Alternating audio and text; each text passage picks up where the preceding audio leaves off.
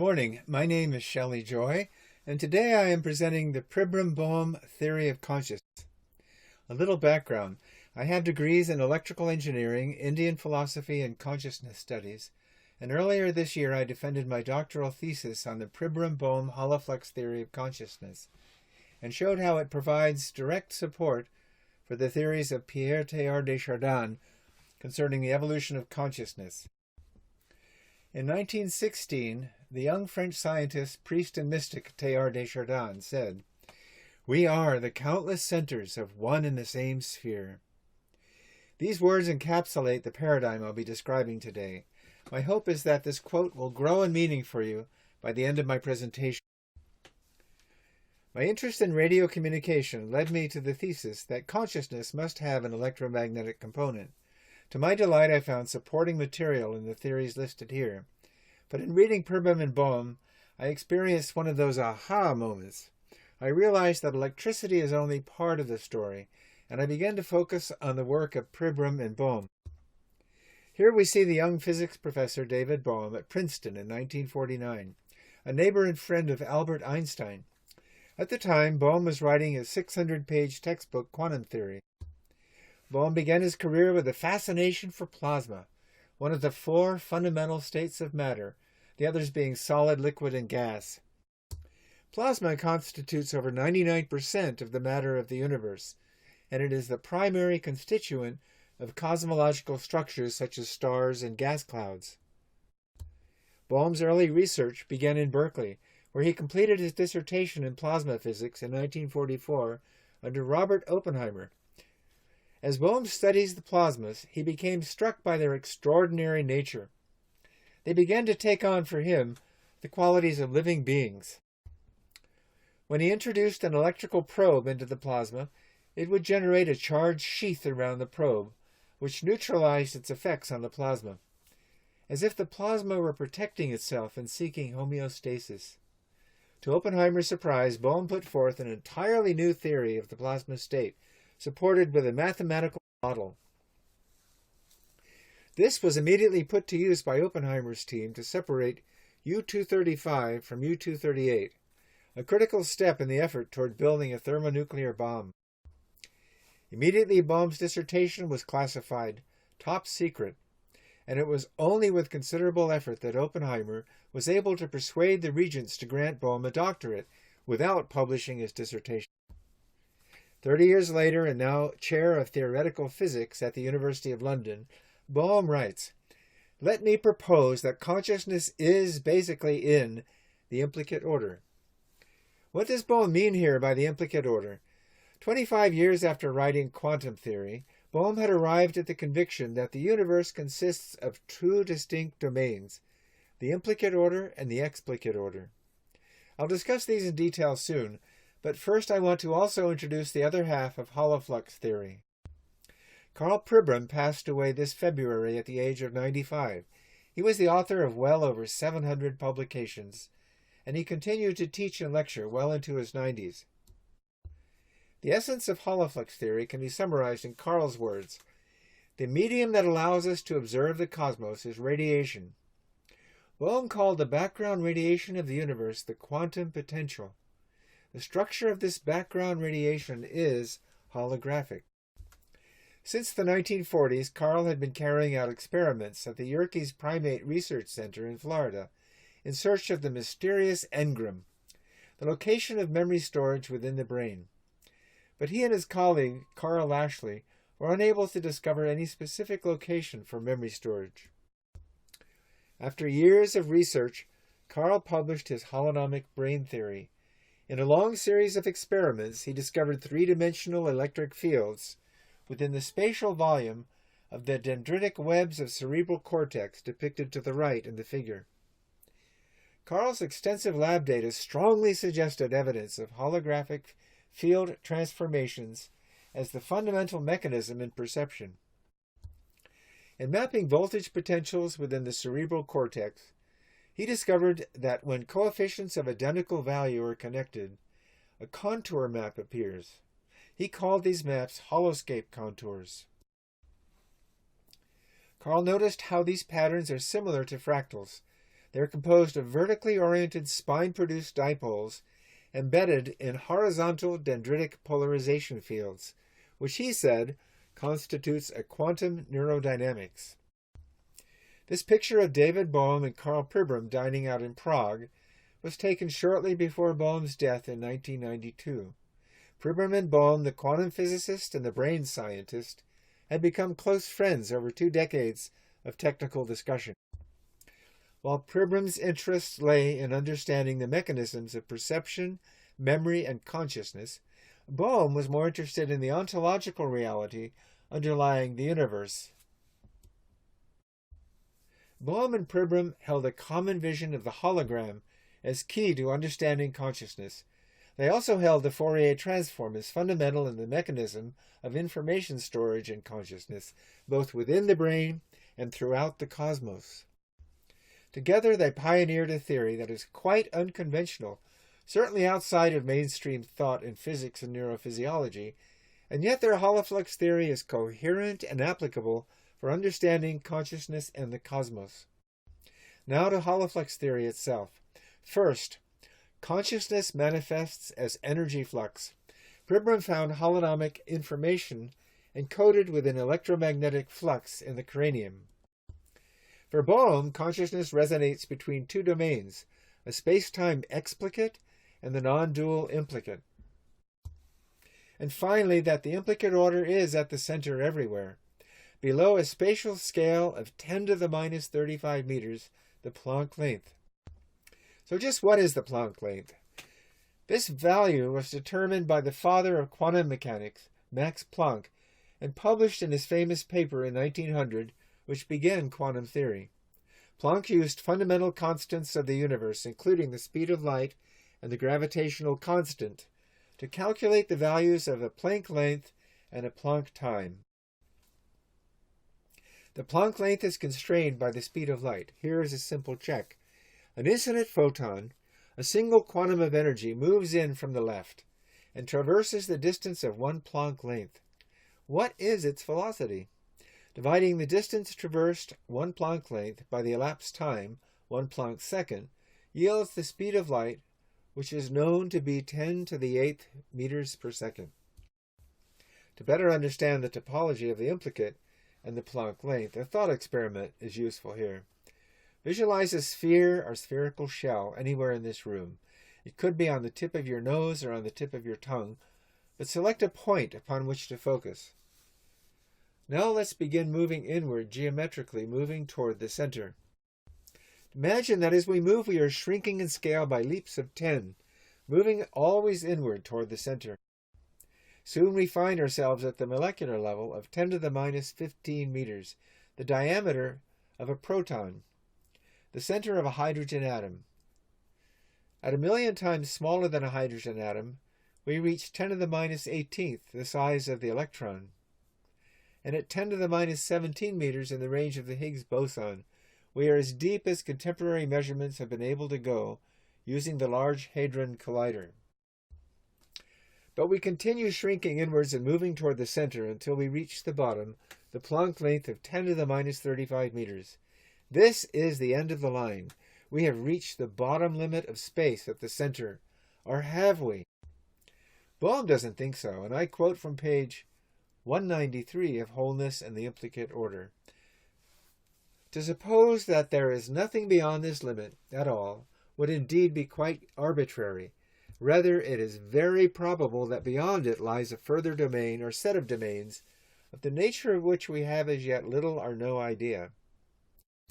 Now let's examine the Planck length in the context of an image provided by Bernard Carr, professor of mathematics and astronomy at the University of London, where Bohm taught. In Carr's diagram, we see the head of a snake swallowing its own tail. The body of the snake represents the entire spatial scale of the universe.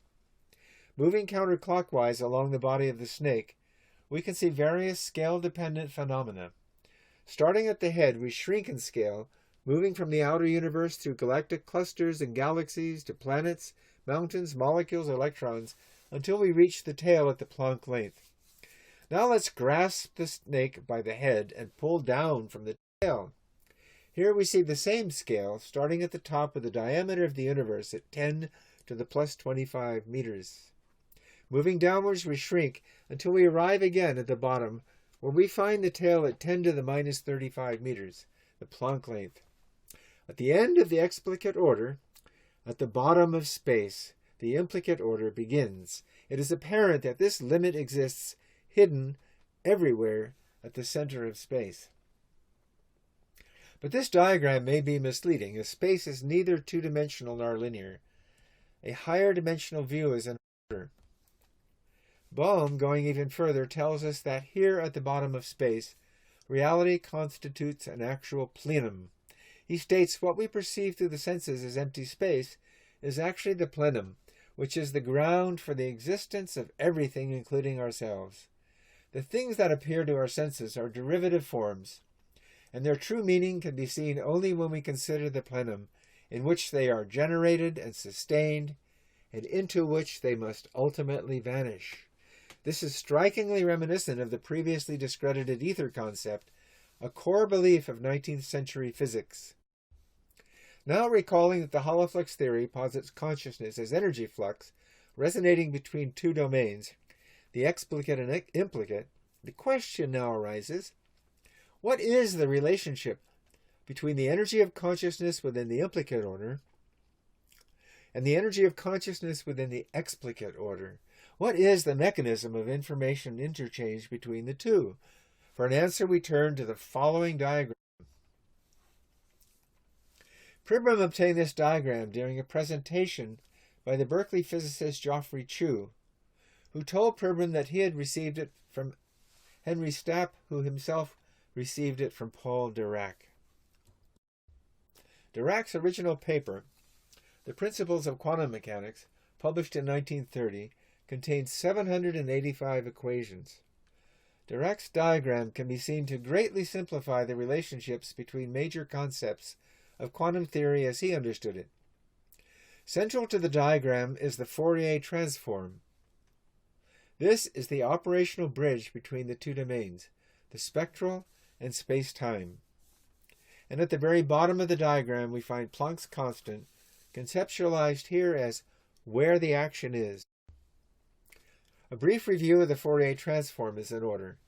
In 1822, Fourier published a paper describing a mathematical relationship that models the flow of energy between two domains. The equation on the left transforms information from the frequency domain into the time domain. The equation on the right transforms information from the time domain into the frequency domain. In this example, we see an engineering application of Fourier transform processing. Incoming music is detected by a microphone at the left. At regular intervals, the acoustic wave is sliced by a frequency splitter into 16 distinct frequencies. The amplitude of each frequency is recorded, and thus the space-time music has been converted to spectral data. The frequency data can then be unpacked and mixed before emerging from the speaker on the right, once more in space-time. The hollow flux theory posits that the energy of consciousness operates in a somewhat similar fashion, moving in and out between the two domains. This slide shows Bohm's implicate order and explicate order within the context of Dirac's diagram. The implicate order lies within Dirac's spectral region on the left. The explicate order is congruent with space-time on the right. Again, at the center, we see the Fourier transform. But to understand abstract relationships such as these, it is more useful to view the relationships geometrically through topological considerations. Here we see at the center a Planck holosphere, separating the outer explicate from the interior implicate order. For simplicity, only 3 isospheres are shown, but in actuality we should consider many, one for each quantum frequency perhaps, in the vast spectrum of electromagnetic radiation. Each isosphere will resonate at the unique frequency fixed by its diameter, and each frequency resonates with the same corresponding frequency within the implicate order. Each space-time isosphere will have a finite information storage capacity, which has been calculated by Jacob D. Bekenstein. As a graduate student under John Archibald Wheeler, Wittgenstein pioneered the mathematical details of black hole thermodynamics. He defined the qubit as the smallest possible storage area in spacetime, having an area of 1 square Planck length. The upper limit to the information that can be contained upon the surface of a specific finite volume of space has come to be known as the Wittgenstein bound. Using simple geometry and the equation for the surface area of a sphere, we can calculate the maximum number of bits of information, or qubits, that might be stored on the surface of a 1 centimeter sphere. The answer is 10 to the 64 bits of information. Another example, particularly appealing to those of you who may consider the blood as a possible conveyor of consciousness, is the erythrocyte, or red blood cell, that mysterious cell that has no nucleus whatsoever, yet is ubiquitous throughout our body. If we consider the diameter of a typical erythrocyte, about 10 microns, the number of bits of information that can be stored on an isosphere bounding such a cell is 10 to the 60th bits. Note that by comparison, the U.S. government's Utah Data Center has a reported capacity of merely 10 to the 18th bits of information. One final piece of the Pribram Bohm topology concerns the inclusion of time into the equation. How does the Planck time influence the proposed holoflux process? Using Wheeler's famous self-observing U, an image he often used as shorthand to indicate the cosmology of the universe viewing its own creation, this slide expressed the fundamental clock cycle of the cosmos to be the Planck time of 10 to the minus 44 seconds. The implication here is enormous. We can only begin to imagine the cosmos as we know it, operating at such a clock cycle, collapsing in and out of the explicate order at a rate of 10 to the 44 cycles per second. To summarize the Pribram Bohm topology, we have here overlaid the image of an iris at the boundary of the implicate-explicate order. The implication is that consciousness is looking out from within the implicate into the explicate order of spacetime. Conversely, we could say that the local spacetime is a projection of the non-local implicate order into the local explicate order. Does this provide an adequate and applicable solution to the hard problem of consciousness? Pribram summarizes his thinking here at the age of 94. These two domains characterize the input to and output from a lens that performs a Fourier transform. On one side of the transform lies the space-time order we ordinarily perceive. On the other side lies a distributed and folded holographic-like order referred to as the frequency or spectral domain. What might be some implications of the Pribram Bohm theory, particularly for consciousness studies, yoga, and paranormal research? Those of you familiar with yoga may notice that the view is congruent with that of the 9th century Advaita Yoga philosopher Vachaspati Mishra, who posits here that it is Purusha, from which Bohm calls the implicate or spectral order, that looks out and sees the knowledge of the space-time mind. The Q transform in this image is David Bohm's quantum potential equation. The implications are that consciousness, the experience itself, is not a function of nerve impulses flowing among the neurons, but of radiant energy operating lens-like to focus and tune in the frequency domain. This image from a medical textbook shows the hollow ventricular cavities filled with clear cerebrospinal fluid. It is assumed that these cavities merely cushion the brain from concussion due to outside impact. However, it seems implausible that such beautiful streamlined shapes, so much like microwave horn antennas, should have evolved in the center of the cranium merely to cushion us from blows to the head. The ventricular cavity at the center of the brain may be thought of as a lens through which the interior implicate order looks out into the explicate order, seeing images of space-time projected on the interior surface of its folds.